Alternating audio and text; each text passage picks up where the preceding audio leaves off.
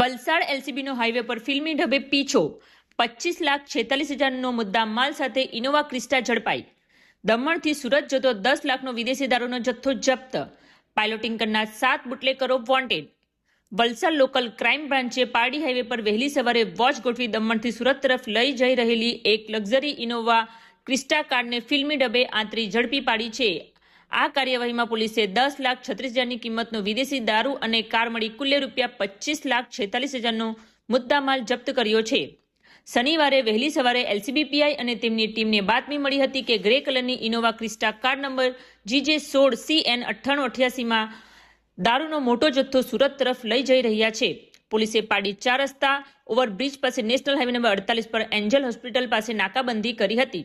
બાતમીવાળી car આવતા પોલીસે તેને રોકવાનો ઇશારો કર્યો હતો, પરંતુ ચાલકે કાર ભગાડવાનો પ્રયાસ કરતા કાર ગ્રીલ સાથે અથડાઈ ગઈ હતી, જે કાર અથડાતા જ ચાલક અને ક્લીનર બંને હાઈવે પર ભાગવા લાગ્યા હતા। પોલીસે પીછો કરીને ચાલક દેવ્યાંગ ઉર્ફે દેવાંગ કિશનભાઈ પોડી રહે મોહનગામ ઉમરગામને ઝડપી પાડ્યો છે, જ્યારે ક્લીનર સાવન અંધારાનો લાભ લઈને ફરાર થઈ ગયો હતો।